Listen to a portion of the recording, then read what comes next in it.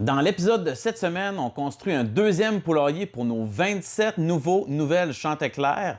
On installe un thermomètre intelligent dans la serre et je vous fais une petite mise à jour dans la salle des semis. Bon épisode!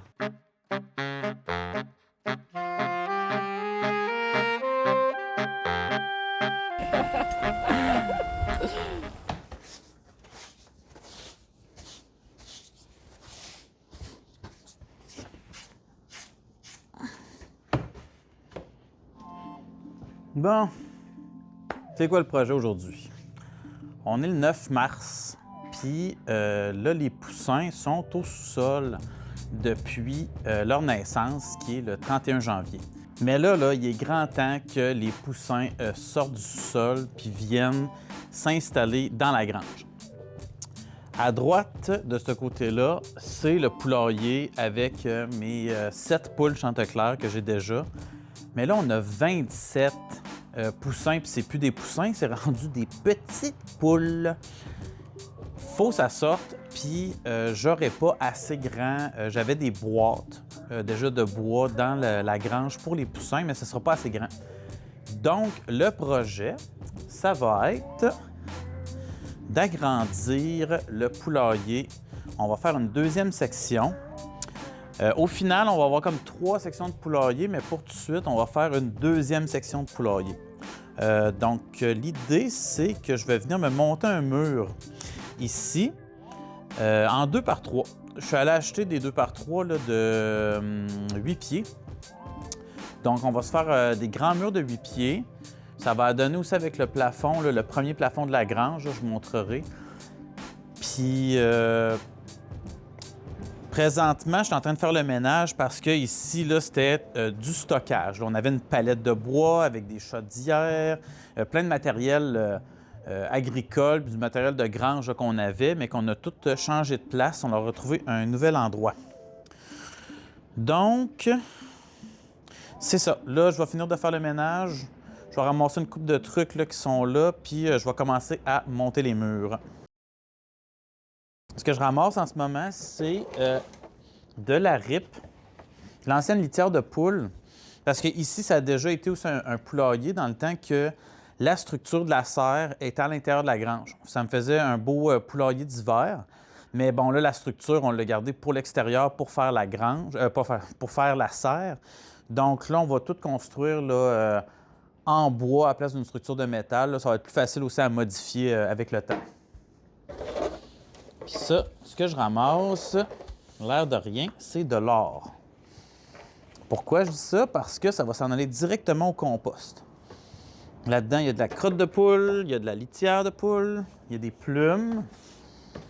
Tous des ingrédients idéaux pour le compost. Ah, ça reste. Bon, on a fait un gros du ménage. Je suis en train de passer le balai pour vraiment remettre ça propre le plus possible.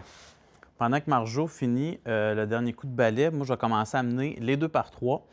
Puis, on va commencer par notre premier mur ici, qui va avoir 4 montants, qui va donner ici le 8 parce qu'on a 10 pieds comme ça. Puis, le 2 derniers pieds qui va rester au fond, c'est le corridor pour les poules, pour qu'ils puissent sortir. Vu qu'on va avoir 2 groupes, ils vont avoir des portes séparées pour pas nécessairement sortir dans le même enclos extérieur. Fait que ça, on va le voir plus au printemps, quand je vais faire une division pour les 2 parcs extérieurs, parce qu'au début, ça va être dur de mélanger les 2 groupes. Mais au fur et à mesure, quand on va faire la gestion des coques, puis qu'on va garder juste les femelles pour la ponte, puis on va garder un mâle pour la reproduction, là, ça va être beaucoup plus facile de faire un groupe complet, mais pour l'instant, il va falloir les garder en 2 groupes divisés.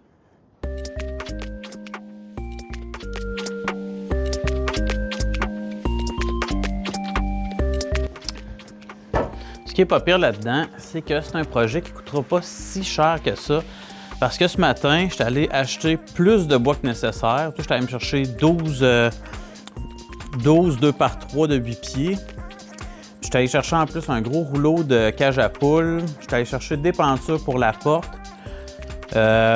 Puis autre chose aussi, je ne me rappelle plus c'est quoi j'ai pris, mais ça m'a coûté comme 80$. Fait que tu sais, pour une expansion de poulailler, des fois, ça vaut vraiment la peine. Je pense que c'est juste le temps puis de s'y prendre, avoir l'espace aussi, évidemment. Là. Mais quand il y a déjà une structure déjà préétablie, c'est pas si pire que ça. Prendre l'expansion pour les poules.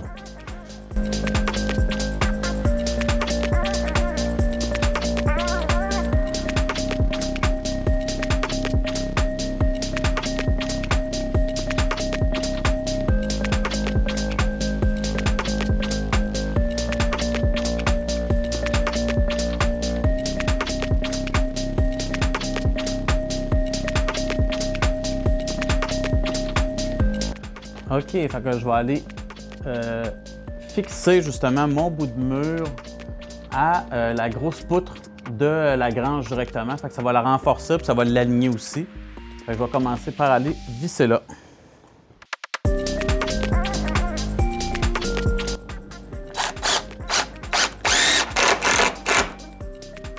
va être très solide.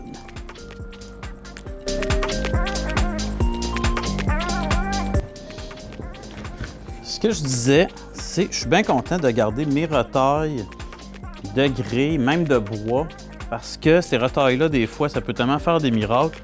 Comment que c'est fait ici? C'est que dans la grange, la manière que le plancher est fait, il y a vraiment un espace qui est plus bas. Ici, justement, où il y a le morceau de bois, je vais l'enlever là pour montrer. Puis, à la base, j'avais peut-être dans l'idée de fermer ça, mais pour avoir une bonne aération au niveau du plancher, ce que je vais faire, c'est que je vais venir justement patcher avec des morceaux de grille pour pas qu'il y ait de rongeurs et qu'il n'y ait rien qui rentre dans le poulailler. Donc, c'est ça, des fois, là, gardez vos retailles, gardez tous les petits morceaux. Ça peut vraiment avoir une certaine valeur, là, surtout quand vous êtes tout le temps en train de construire puis d'upgrader vos systèmes. Gardez les retailles, gardez vos morceaux.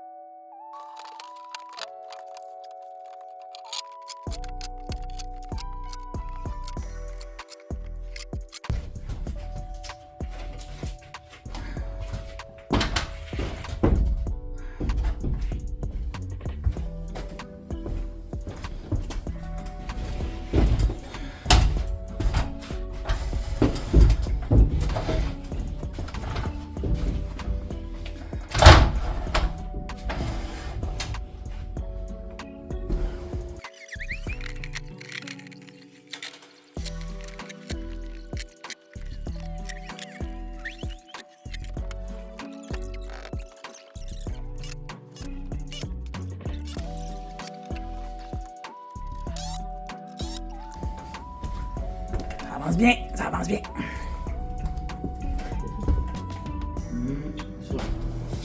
Donc là, ici, ce qu'on a commencé, c'est on fait la porte pour les poules. On a mesuré un panneau complet qu'on a coupé en deux. On va venir mettre des pentures, puis ça va nous laisser le choix de soit laisser sortir ou pas les poules à l'extérieur. Fait que là, on va juste venir fitter le morceau ici avec des petites pentures. On va mettre un crochet pour accrocher puis refermer la petite porte.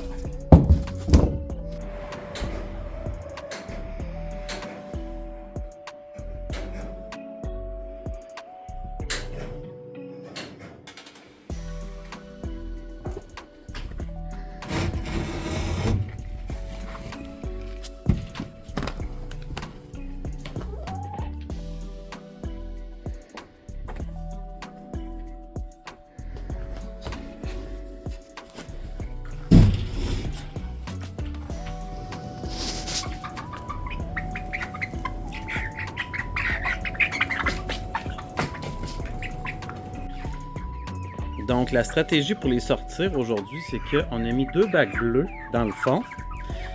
Puis étonnamment, ben, ils ont plus peur des bacs bleus que de moi. Fait qu'ils viennent tous se coller ici. Puis là, je fais juste lever ici comme ça. J'en ramasse un. Comme ça. On sort aujourd'hui. Tu viens de mettre dans Là, on les met dans la boîte. Puis ils vont aller dans leur nouvelle place.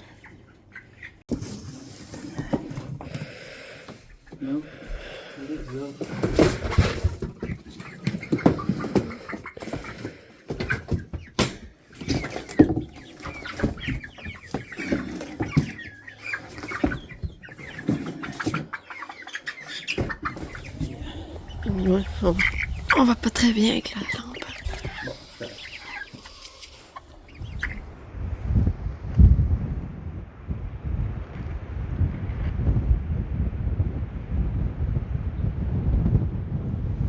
Donc, dans les dernières semaines, j'ai pris le temps d'installer un thermomètre intelligent dans la serre. Ce qui est fantastique avec ce thermomètre-là, c'est que c'est Wi-Fi, puis je peux avoir les informations en tout temps de la température. Je peux voir les variations de température, mais aussi je peux enregistrer les températures jusqu'à sur 1 an. Donc, cette année, je vais pouvoir prendre un registre de toute la saison, à savoir combien il fait la nuit dans la serre, exemple en avril. Puis ça peut nous donner un bon indice pour savoir quand on peut commencer à planter, quand on peut commencer à semer aussi dans la serre. Parce que techniquement, dans la serre, on aimerait faire un premier semis de bok choy, pak choy pour le début de saison, jusqu'à temps qu'on se rende à la plantation des tomates. OK, on est présentement dans la chambre des semis. Je voulais faire une petite mise à jour avec vous, vous montrer qu'est-ce qu'on avait démarré. Donc ici, on a de la sauge. On en a vraiment beaucoup. On a fait 70 plants de sauge. On a de la laitue qui va bientôt aller dans la serre. Ici, on a du zaatar, marjolaine zaatar. On va avoir de la livèche. On en a pas mal de livèche cette année. Ici, un peu plus loin, on a l'origan mexicain. Pas l'origan, je veux dire, c'est l'estragon mexicain. C'est difficile à la date, on a de la misère avec. En tout cas, j'ai hâte de voir ce que ça va donner. Là-bas, d'autres sauges. Ici, on a du basilic.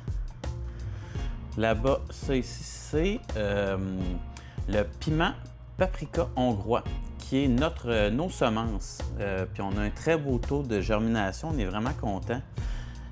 J'ai hâte de voir justement si le plant va donner parfaitement les mêmes poivrons, mais techniquement, oui, ça devrait être la même chose.